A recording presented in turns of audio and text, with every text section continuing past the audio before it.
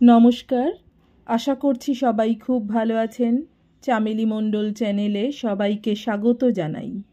আজকে আমি বিশিষ্ট সাহিত্যিক আশাপূর্ণা দেবীর লেখা হোম শিখা গল্পটা পড়ে শোনাবো আপনাদের। আশা করছি গল্পটি আপনাদের বেশ ভালো লাগবে। শুরু করছি আজকের গল্প হোম শিখা। জনসমুদ্র? হ্যাঁ, সমুদ্রই বটে। আলংকারিক উপমা নয়, সত্যই পূর্ণিমার সমুদ্রের মতো উত্তাল জনসমুদ্র প্রবল তরঙ্গে আছড়াইয়া পড়িয়াছে রাজপথের উপর। কোথায় ছিল এত লোক? কোন গুহায় লুকাইয়া ছিল এই মানবাত্মার ক্ষুব্ধ নিঃশ্বাস? অনেক দিনের দাবাইয়া রাখা চাপা অসন্তোষের মৃদু গুঞ্জন যেন আজ মন্দ্র গর্জনে ফুলিয়া ফাঁপিয়া ভাঙিয়া ফেলিতে চায় সমস্ত বিধিনিষেধ। ভাঙিয়া ফেলিতে চায় শাসনযন্ত্রের কঠিন নাগপাশ, বেআইনি আইনের বেড়াজাল।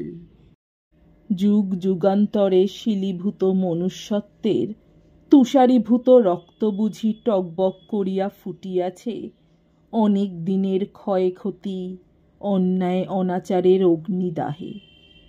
কিন্তু দাবি করিলেই যদি পাওয়া যাইত, অত সোজা নয়। বেয়াদব ঘোড়াকে শায়েস্তা করিবার মন্ত্রও আছে।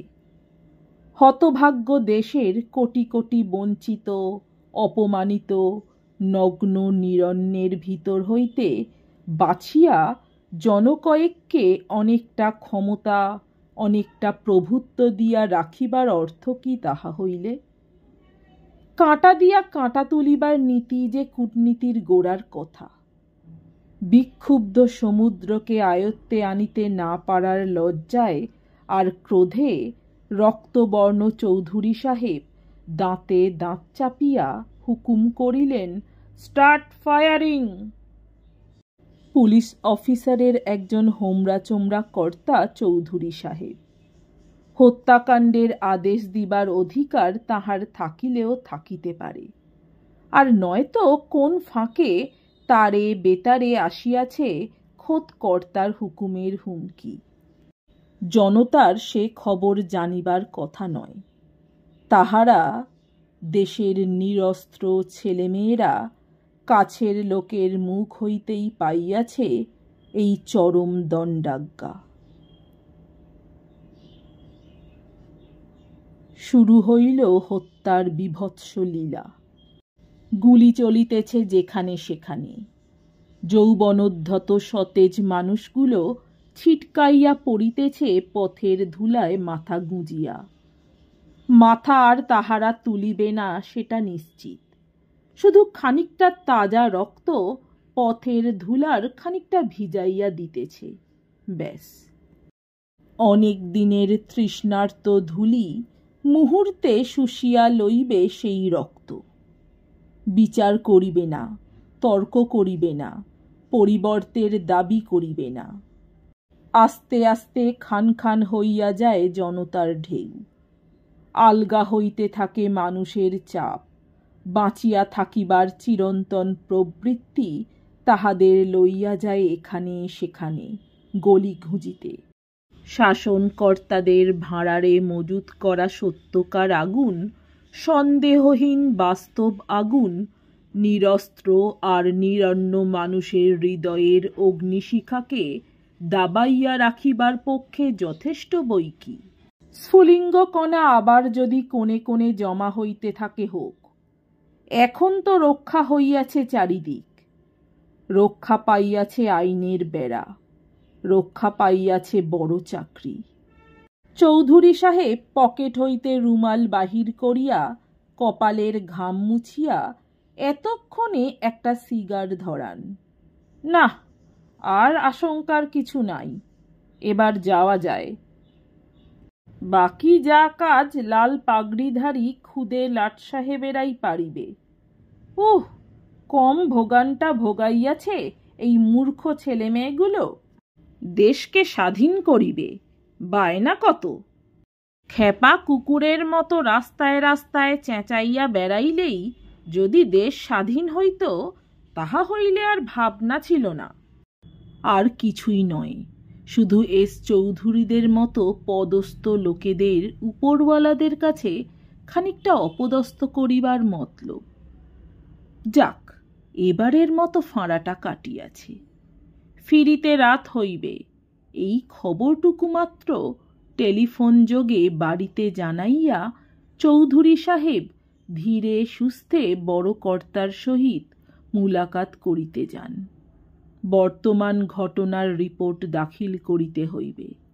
তাছাড়া জয়লব্ধ পুরস্কার, ভবিষ্যৎ পদোন্নতির আশা যাহাতে এই বেলা কায়েমি করিয়া লওয়া যায়, সে চেষ্টারও দরকার। এমন সুযোগ আর সহজে না আসিতেও পারে। ঘরে বসিয়া মনোজিনীর এদিকে ছটফটানির অন্ত নাই। ম্যাজিস্ট্রেটকে দারোগা হইবার আশীর্বাদ দেওয়ার যুগ গিয়াছে। এখন পুলিশ কর্মচারীর স্ত্রীকে অনেক দুর্ভাবনা লইয়া ঘর করিতে হয়। তাই এওতকে লোহার বেড়ি দিয়ে কষিয়া রাখিবার প্রচেষ্টায় 2 গাছার উপর আরও 2 গাছা লোহা পড়িয়া থাকে মনোজিনী। তীর্থ প্রত্যাগত আত্মীয় বন্ধুর কাছে চাহিয়া লয় সাবিত্রী আর বিমলা দেবীর অক্ষয় সিঁদুর। খেপা কুকুররা তো শুধুই চিৎকার করিয়াই ক্ষান্ত হয় না, মাঝে মাঝে যে কামড়ও দেয়। তবু আগে ভাবনা ছিল শুধুই স্বামীকে লইয়া, এখন আবার নূতন এক ভাবনা জুটিয়াছে ছেলে মেয়েদের দিক হইতে। স্বামীকে বরং বোঝা যায়, অনেক দিনের অভ্যাসে গা সহা হইয়া গিয়াছে মনোজিনীর। শশাঙ্কর এই অহংকার, একগুঁয়েমি, প্রভুত্ব প্রিয়তা, ক্ষমতার দম্ভে পৃথিবীকে তুচ্ছ করা, সমস্ত ধারালো অনুভূতিগুলো আস্তে আস্তে অদ্ভুতভাবে ভোঁতা হইয়া গিয়াছে মনোজিনীর। শশাঙ্কর সঙ্গে নিজেকে মানাইয়া লইবার, খাপ খাওয়াইয়া লইবার আপ্রাণ চেষ্টায়। কিন্তু এরা 3টি ভাই বোন, মনোজিনীর পেটের ছেলেমেয়েরা, এরা এমন ধারালো হইয়া উঠিয়াছে কোন ফাঁকে?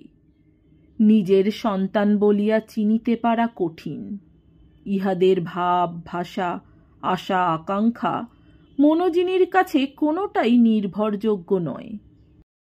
কি যে এরা চায় আর কি না চায়, সে হিসাবই বা মনোজিনী রাখিবে কিসের জোরে?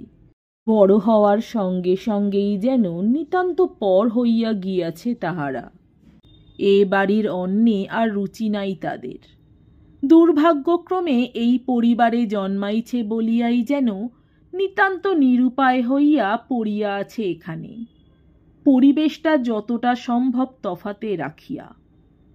ভাবনা এদের এই স্বাতন্ত্র্য লইয়া। শশাঙ্কর প্রভুত্ব প্রিয়তাকে মানিয়া লইতে পরের মেয়ে মনোজিনী দ্বিধা করে নাই। করিতেছে শশাঙ্কর নিজের ছেলে মেয়েরা। ইচ্ছা করিয়া এড়াইয়া চলে বাপকে। কথার ফাঁকে ফাঁকে ফুটিয়া ওঠে অবজ্ঞা। চোখের দৃষ্টিতে স্পষ্ট ধরা পড়ে তীব্র ঘৃণার ছবি। মনোজিনী আর কত আগলাইয়া বেড়াইবে? কখন কোন ছুতায় সংঘর্ষ বাঁধিয়া যায় এই ভয়ে কাঁটা হইয়া থাকে বেচারা। এক সংসারে 2টা বিরুদ্ধ শক্তিকে মানাইয়া লইয়া সংসারকে স্বাভাবিক ছন্দে চালানো কম কথা নয়। ভয় ছাড়া আর সমস্ত অনুভূতিগুলো ভোঁতা হইয়া গিয়াছে বলিয়াই হয়তো পারা সম্ভব হয় মনোজিনীর পক্ষে। মেয়েটিও হইয়া উঠিয়াছে ধিঙ্গি, ভাইদের মতোই ইচ্ছা মতো চড়িয়া বেড়ায়। যেখানে খুশি আর যখন খুশি বাহির হইয়া যায়, যখন খুশি আসে, কৈফিয়ত পর্যন্ত দেয় না।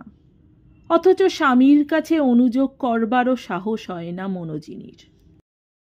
আজও ছেলে মেয়েদের কলেজ হইতে ফিরিবার সময়টা অনেকক্ষণ উত্তীর্ণ হইয়া গেলেও মনোজিনী শশাঙ্কর সামনে উদ্বেগ প্রকাশ করিতে পারে নাই। মিছামিছি বানাইয়া বলিয়াছে, আসতে দেরি হবে, তারা বলে গেছে কোথায় যেন যাবে। হয়তো আর একটু থাকিলেই ধরা পড়িত অস্থিরতা। কিন্তু ঈশ্বরের ইচ্ছায় টেলিফোনে ডাক পাইয়া নিচে বাহিরের ঘরে নামিয়া গেল শশাঙ্ক। এখন বরং মনোজিনী জানলায় আর বারান্দায় দাঁড়াইয়া পথের পানে চাহিয়া থাকিতে পারে। এমন দেরি যে ওরা না করে তাও নয়, তবু আজ মনোজিনীর বুকের ভিতরটা যেন কেমন একটা অহেতুক আশঙ্কায় হিম হইয়া আসিতেছে। কেন কে জানে? আরও খানিকক্ষণ অপেক্ষা করার পর ধৈর্য ধরা নিতান্তই কঠিন হইয়া উঠিলে অগত্যা মনোজিনী বাহিরে খবর পাঠায়, গাড়ি পাঠাইয়া কলেজে খোঁজ লইতে, এবং ইহারই উত্তরে নিচের তলা হইতে খবর আসে কোথায় নাকি অবাধ্য ছাত্রছাত্রীর মিছিল বাহির হইয়াছে। তাহাদের প্রবল প্রতাপে সাম্রাজ্য বুঝি যায় যায়। চৌধুরী সাহেব এইমাত্র গাড়ি লইয়া বাহির হইয়া গিয়াছে বানচাল নৌকাকে বসে আনিতে।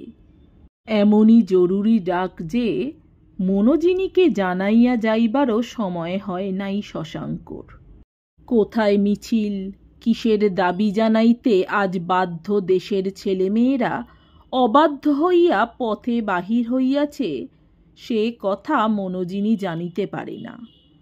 শুধু তাহার মাথার ভিতর যেন অগণিত মানুষের মিছিল আনাগোনা করিতে থাকে, দুর্বোধ্য ভাষায় কথা বলে। শিশির, সমীর আর অরুণা দূরে দাঁড়াইয়া মুচকি মুচকি হাসে। পরিহাসের হাসি নয়, ব্যঙ্গ আর অবজ্ঞার বাঁকা হাসি। ঘণ্টার পর ঘণ্টা কাটে। মনোজিনী স্তব্ধভাবে অন্ধকার বারান্দায় দাঁড়াইয়া পথের পানে চাহিয়া থাকে। এই পথ দিয়া যাহারা বাহির হইয়া গিয়াছে তাহারা আবার ফিরিয়া আসিবে তো? মনোজিনীর মনের ভিতর আজ এত অমঙ্গল চিন্তা কেন? সে চিন্তাকে তাড়ানো যায় না, প্রেতের মতো কণ্ঠরোধ করিয়া ধরিতে চায়। বামুন ঠাকুর আসিয়া প্রশ্ন করিল, মা, দিদিমণি দাদাবাবুদের বিকেলের খাবার তো পড়ে আছে, রাত্রিরের খাবার হবে কি? মনোজিনী এতক্ষণে যেন একটা কথা খুঁজিয়া পায়। বিরক্ত কণ্ঠে ঠাকুরকে বলে, খাবার করবে না তো ওরা এসে সেই ঠান্ডা খাবার খাবে নাকি? তোমার আক্কেলটি তো বেশ ঠাকুর। নিজের আক্কেলের দোষ খুঁজিয়া না পাইলেও ঠাকুর অপরাধ স্বীকারের ভঙ্গিতে আমতা আমতা করিয়া সরিয়া পড়ে। পুরানো চাকর যোগিন আসিয়া রিপোর্ট দিল, মা, মিত্তিরদের বাড়ি, ডাক্তারবাবুর বাড়ি, অনুকূল উকিলের বাড়ি আর দিদিমণির গান মাস্টারের বাড়ি, সকল বাড়ি খুঁজে এলাম, কোথাও নেই দিদিমণি দাদাবাবুরা। সবাই বলছে কোথায় নাকি যত ছেলে মেয়ে মিটিং করতে গেছে, তেনারা গেছে হয়তো। এখন কি হয়? বাবু জানতে পারলে আর রক্ষে রাখবেন না, এমনিতেই তো রেগে আগুন হয়ে বেরিয়ে গেলেন। বাবু জানিতে পারিলে যে রক্ষা থাকিবে না, সে কথা মনোজিনীর চাইতে বেশি আর কে জানে। কিন্তু না জানাইয়াই বা রক্ষার পথ খুঁজিয়া পাওয়া যায় কই? তাই ব্যাকুল হইয়া মনোজিনী বাবুকেই জানাইতে বলে, এত রাত হয়ে গেল, আমি তো আর স্থির থাকতে পারছি না। যোগিন, তুমি বরং বাবুকেই একবার ফোন করো। যোগিন একটু উচ্চাঙ্গের হাসি হাসিয়া কহিল, বাবুকে এখন কোথায় ফোন করব মা? থানার ভেতর তো বসে নাই, সোজা ঝগমারির কাজ তো নয়। যখন তখন ছোঁড়াগুলো ইনকিলাব জিন্দাবাদ করে বেড়াবে, মিটিং করবে, হেনা চাই তেনা চাই করবে। বাবুকেই তো সব থামিয়ে বেড়াতে হবে। এর ওপর আবার প্রাণটি হাতে করে কাজ। আজকালকার ছোঁড়াগুলোও তো কম গোয়ার নয়। ভদ্রলোকের ছেলে, লেখাপড়া শিখবি, চাকরি করবি, গাড়ি বাড়ি করবি, এই তো জানি। তা নয় রাস্তায় রাস্তায় গুন্ডামি করে বেড়াবে। এই যে কি ফ্যাশানি হয়েছে মা! মনোজিনীকে চুপ করিয়া থাকিতে দেখিয়া বোধ করি যোগিনের বক্তৃতা শক্তি আরও সতেজ হইয়া উঠে। হাত মুখ নাড়িয়া বলে, আপনি বলেন না মা, এ কি ভালো হচ্ছে? কি করছিস? লাভের মধ্যে মার খাচ্ছিস আর মরছিস। যোগিন আর একবার অভ্যস্ত উচ্চাঙ্গীয় হাসিটুকু হাসিয়া থামে। কিন্তু মনোজিনী ভাবিতেছে অন্য কথা। যোগিন থামিতেই কাতরভাবে বলে, একটা ট্যাক্সি ডেকে আমায় সেখানে নিয়ে যেতে পারো যোগিন? কোথায় মা? সেই মিটিংয়ে যেখানে তোমাদের বাবু গেছেন। পাগল হয়েছেন মা? সেখানে যাবেন আপনি? অনুকূল বাবুর ছেলেরা বললে খুব নাকি জোর গোলমাল চলছে সেখানে, খুনোখুনি হয়ে যেতে পারে। তাহলে কি হবে যোগিন? যোগিন চিন্তিতভাবে বলে, তাই তো ভাবছি মা। আমার তো নিশ্চয় বিশ্বাস দাদাবাবুরা সেখানেই গেছে। এত রাত্রির অবধি কি আর বন্ধুর বাড়ি আড্ডা দেবে?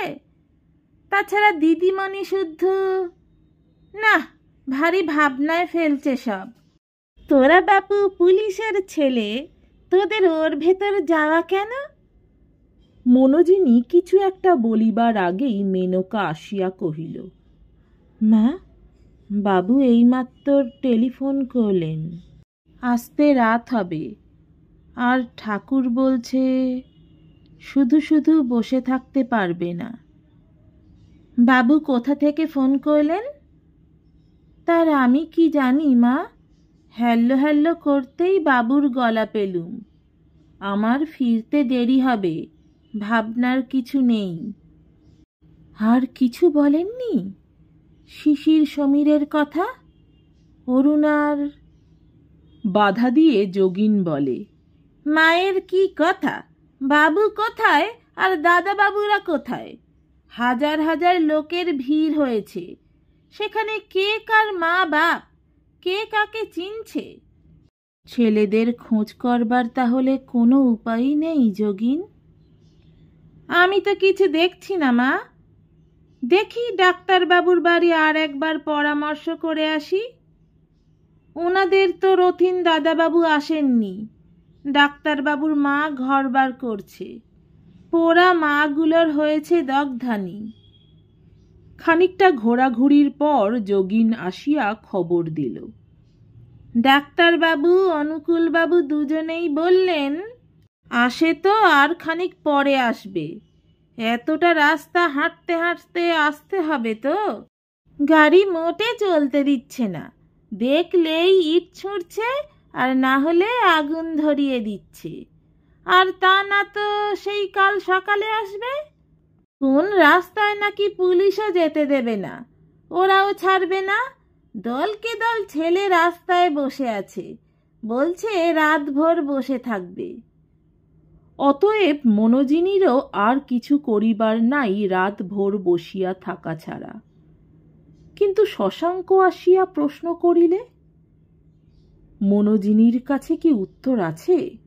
ছেলেদের বিপদের আশঙ্কা ছাপাইয়া শশাঙ্কর কাছে জবাবদিহির আশঙ্কাটাই যেন ক্রমশ বড় হইতে থাকে। হে ভগবান, শশাঙ্ক ফিরিবার 2 মিনিট আগেও যেন ছেলেরা ফিরিতে পারে।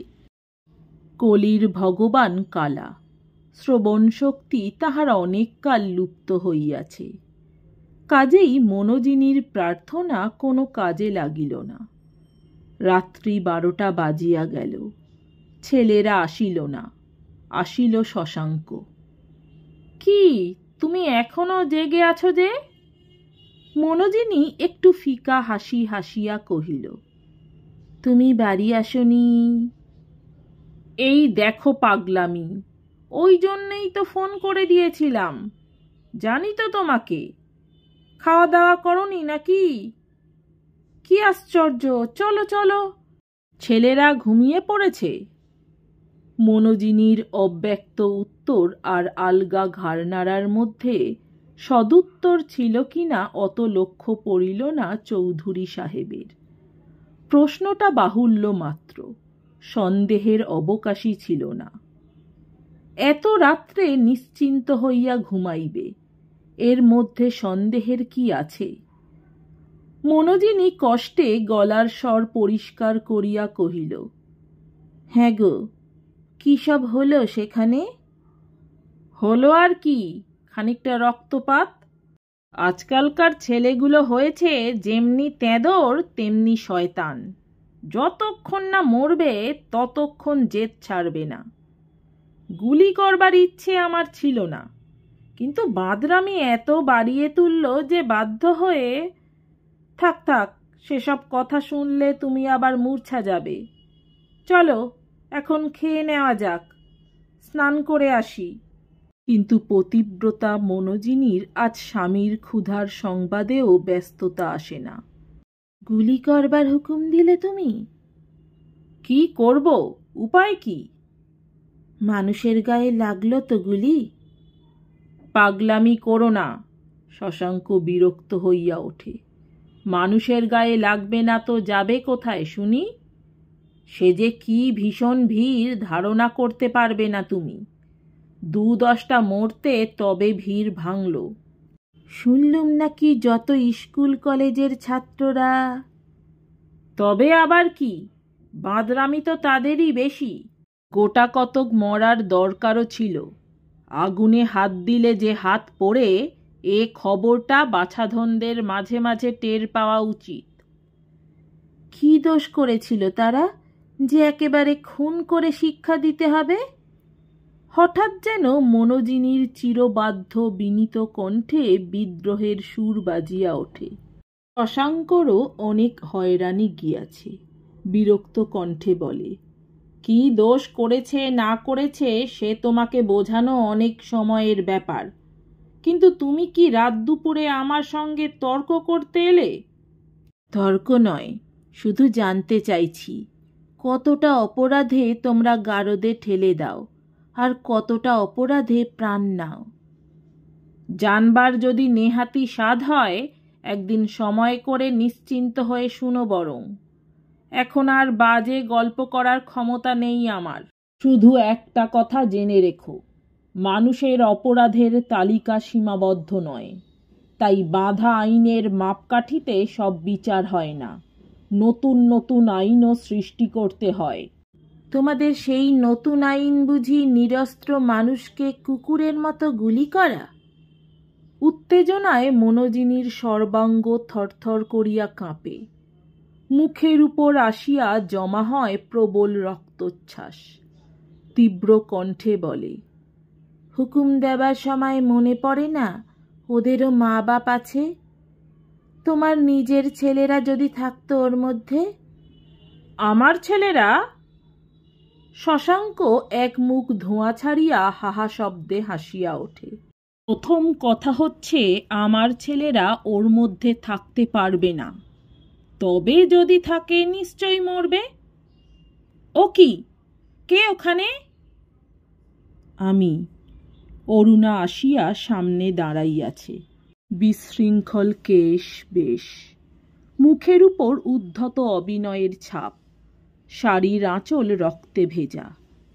এ কি, অরুণা? কঠোর দৃষ্টিতে একবার মা ও মেয়ে দুইজনের পানে তাকাইয়া চৌধুরী সাহেব রূঢ় কণ্ঠে প্রশ্ন করেন, এর মানে কি? কোথায় ছিলে এতক্ষণ? কোথায় ছিলাম সে তো আপনারই ভালো জানবার কথা বাবা। যাক মা, দয়া করে তোমার চাবিটা একবার দেবে?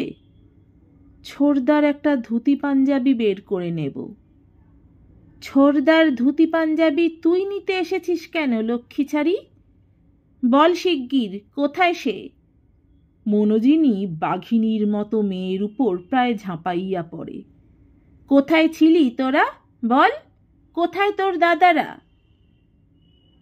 আশ্চর্য, অরুণা এতটুকু বিচলিত হয় না। এমন অদ্ভুত শক্তি কোথায় পাইল ইহারা?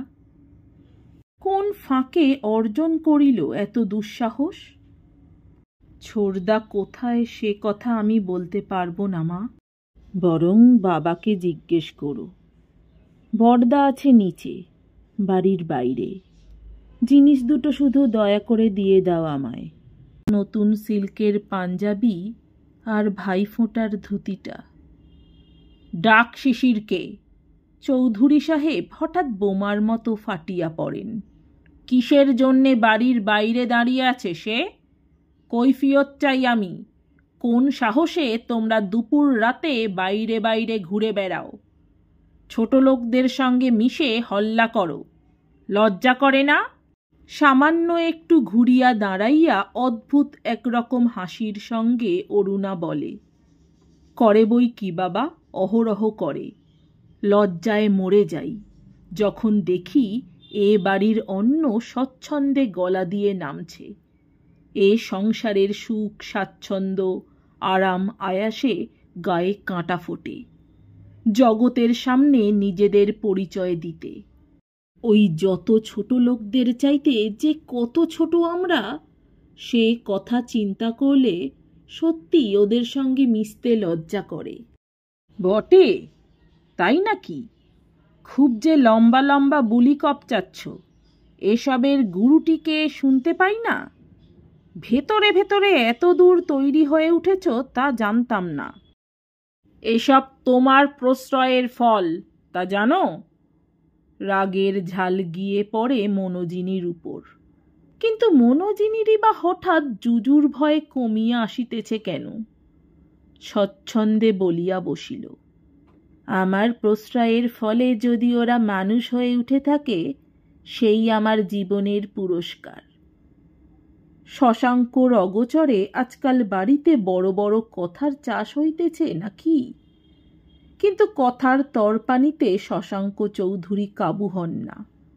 কোন অস্ত্রে কাকে জব্দ করা যায় সে বিদ্যা জানা না থাকিলে অনুলেখ্যযোগ্য তুচ্ছ একটা পদ হইতে লাফাইয়া লাফাইয়া আর উচ্চ সম্মানের মগডালে চড়িয়া বসিতেন না।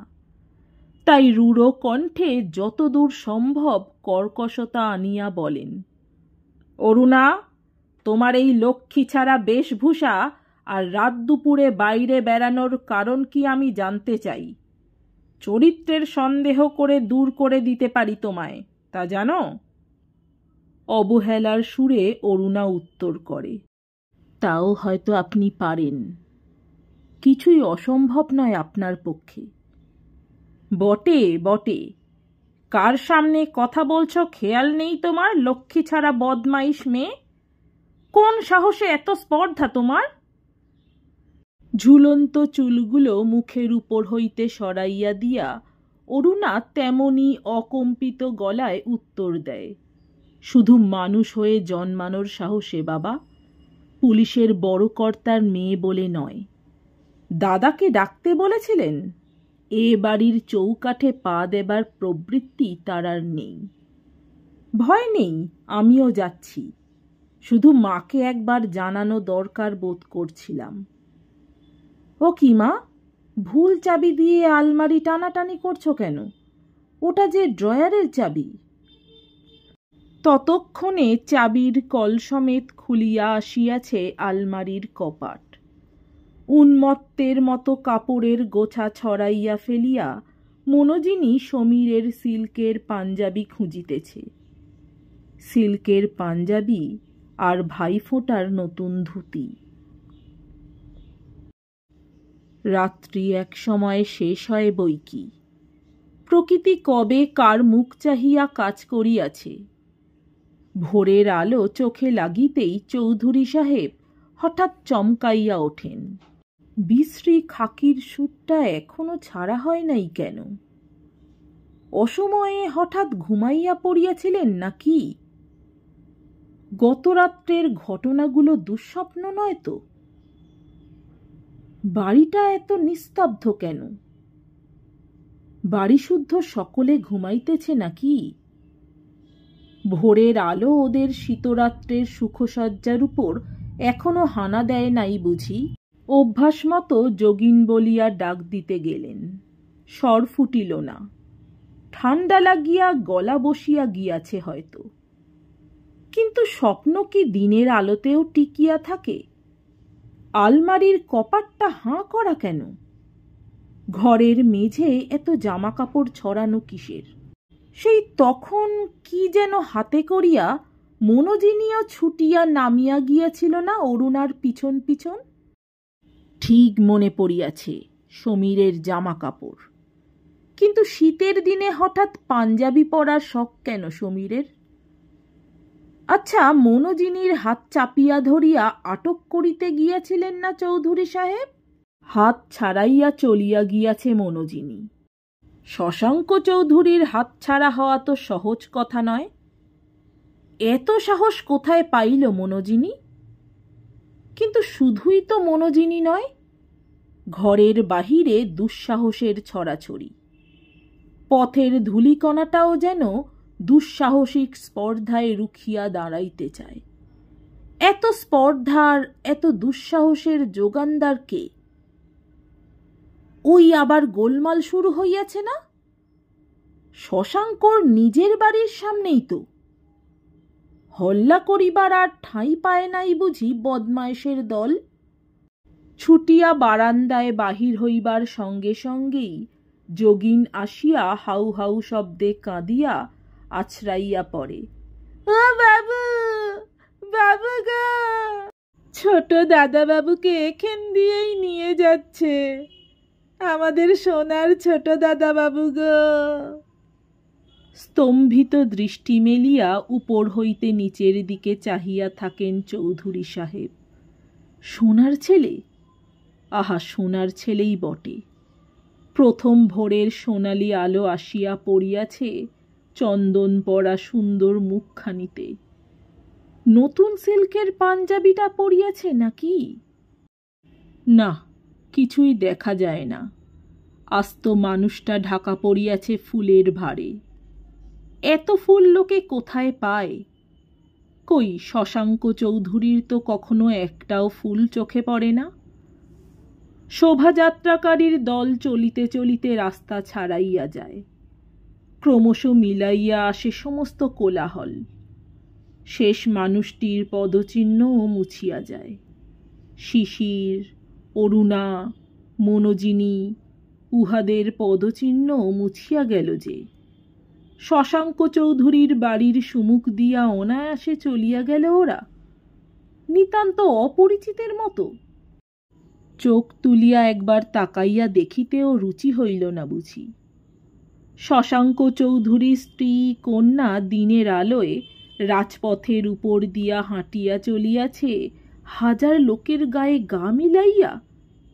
এ কি, কেমন করিয়া এত দুঃসাহস হইল ওদের? অকস্মাৎ একটা জটিল প্রশ্নের উত্তর মিলিয়া যায়। এত দুঃসাহসের যোগানদার কে? অনেক দিনে কথা ভাবিয়াছে শশাঙ্ক চৌধুরী। সমীরের মৃত্যু জ্যোতির্ময় মুখের ছবিতে সেই উত্তর লেখা রহিয়াছে। সত্যই তো, চরম ভয় তো মৃত্যুর, তাই পরম সাহসও আসিতেছে তাহারই ঘর হইতে। মৃত্যু ভয়টাকে একবার তুচ্ছ করিতে পারিলেই তো সর্বভয় শূন্য হওয়া যায়। নমস্কার, আমার গল্প পাঠ ভালো লাগলে, এরকম আরও অনেক গল্প শুনতে চাইলে অবশ্যই আমার চ্যানেলটি সাবস্ক্রাইব করে দেবেন। লাইক, কমেন্ট, শেয়ার করতে ভুলবেন না। অনেক ধন্যবাদ।